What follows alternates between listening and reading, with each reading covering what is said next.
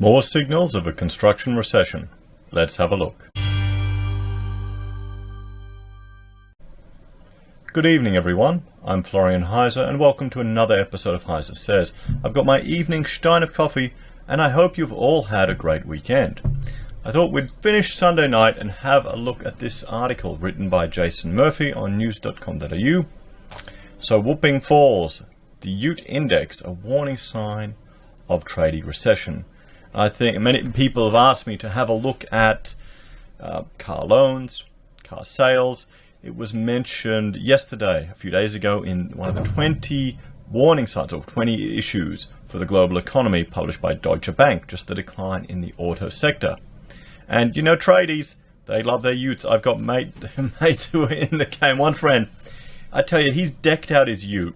No, not the ute. Ute's good, but he got this little camper pod that he can put on the back. He's got legs that can detach down. It can lift up, and he uses it for site visits as a site office. So it's brilliant. It's, you know, even pumps and water and everything. So, you know, tradies love their utes. It's a bit of I'd say that's an Australian thing, don't you reckon, guys? I remember my father always had a Hilux. It was fantastic. Would run like anything. And what's that show? The driving show. I can't remember it now. Where they drove the Hilux to the North Pole. That was awesome. Top Gear. I got to watch that again. Anyway, enough rambling and to this article. So for years, there's been one sure sign construction was booming. But in June this year, something changed, and tradies will pay the price. You know, there's a nice ute. Nissan, Hilux a bit better, but whatever. You know. If you use ute sales as a marker of small business investment in Australia, you get the impression small business is terrified. Sales of light commercial vehicles collapsed in October 2019, down 11% compared to October 2018. Well, I would argue, guys, that is a very accurate statement, and that is a very accurate indication of small business confidence in the construction sector. Let me know what you think in the comments, guys. I know other people in the past on videos have left comments going, yeah, I'm saving money by not upgrading the ute, holding onto it a bit longer, squeezing more time out of it. I mean, you know, you can do it. You can fix it up and make it go a bit longer if you have to.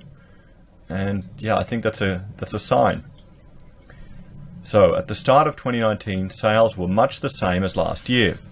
Some months a bit higher, some a bit lower. Around the middle of this year, something changed. Sales of light commercial vehicles, which is mostly utes but includes vans and small buses, began to get worse and worse. In October, the fall was a whopping 11%. As the next graph shows, the Ute Index is in the red, with nearly 10,000 fewer light commercial vehicles sold compared with 2018. I mean, here, look at this. So this is the difference from 2018. So there, it's kind of the same. Oh, okay, there's 1,000. That's noticeable. Shoot, look at that, guys. Look at that delta change.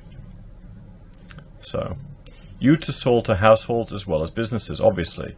But a big majority of sales are to businesses, which makes sense. They are traditionally a tradie's car, and a lot of tradies register their vehicles as a business asset. Well, yeah, you do.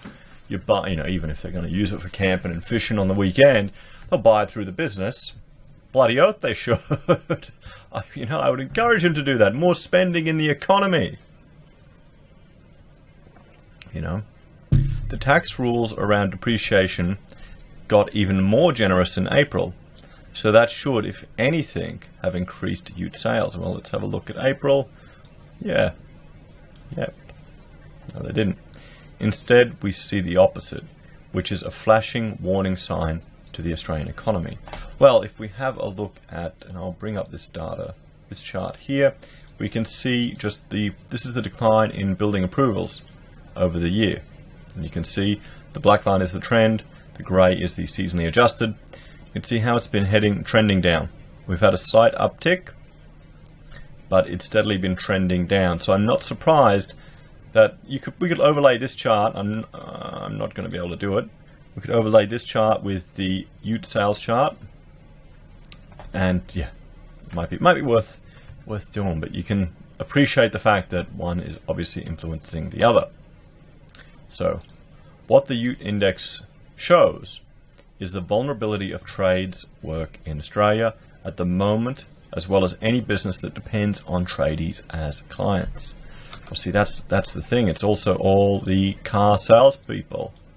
The car salespeople. Once again, we had a few comments on some of the other videos where people were saying, I walked into a car showroom to look at a new car, and the salespeople nearly fell over.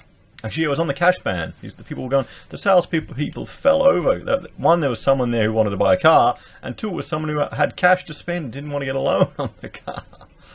So, I mean, I think these really are quite on the ground. These are probably more accurate or more telling indicators of the state of the economy than some of our other measures, or probably faster.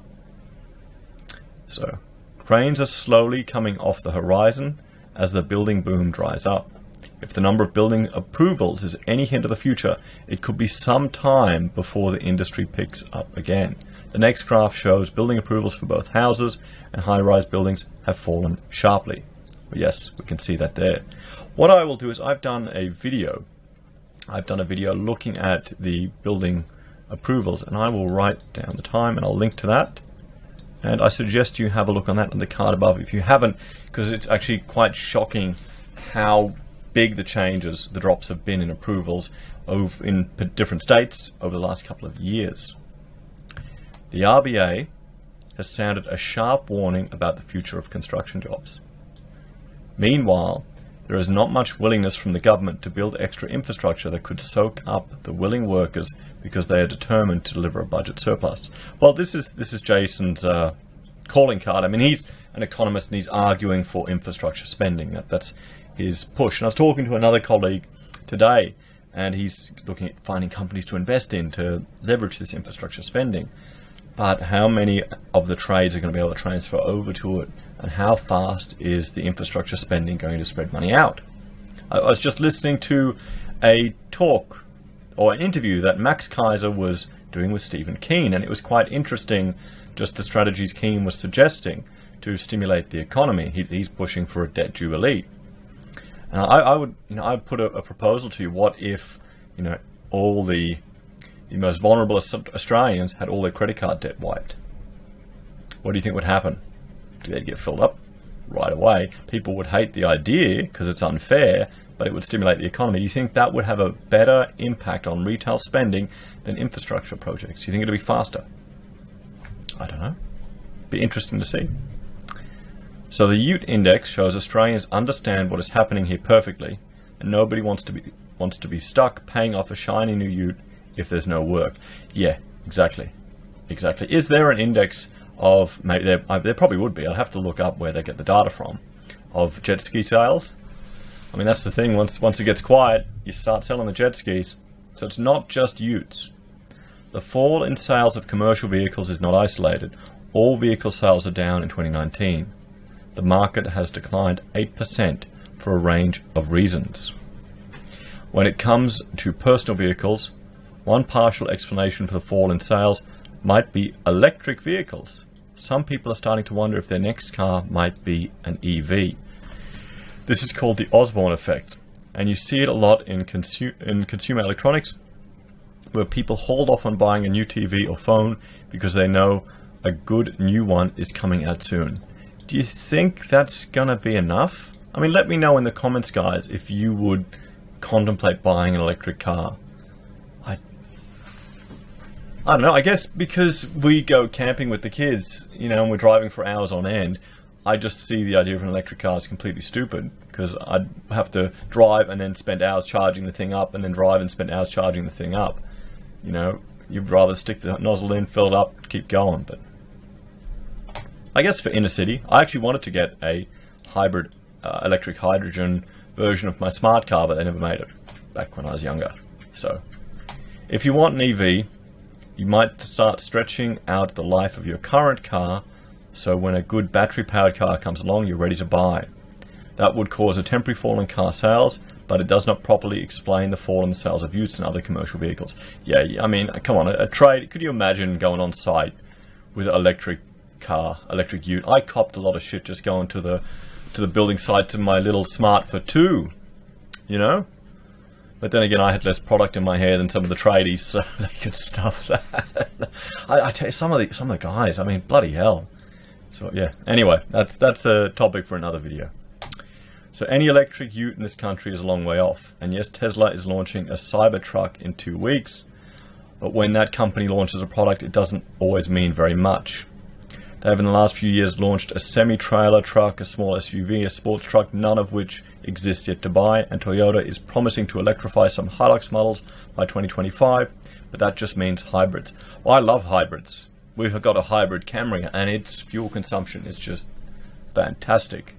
If you're looking for a good, boring family car, not sponsored, but still good. The fall in the ute index seems to be mostly an economic phenomenon. We can expect the average age of Australians' ute fleet to get older and older until something turns the nation's economy around. So, guys, what do you think?